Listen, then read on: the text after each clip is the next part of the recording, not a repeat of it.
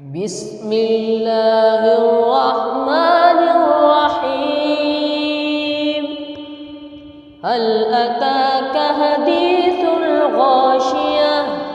وجوه يومئذ خاشية عاملة ناصبة تصلى نارا حامية تسقى من عين آنية ليس لهم طعام إلا من ضريع لا يسمن ولا يغني من جوع.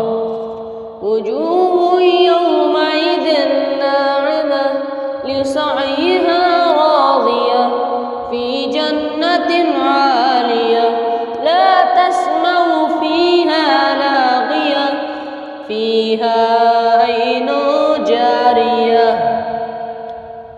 فيها سرر مرفوعة وأكواب موضوعة ونمارق مصفوفة وزرابي مبثوثة أفلا ينظرون إلى الإبل كيف خلقت وإلى السماء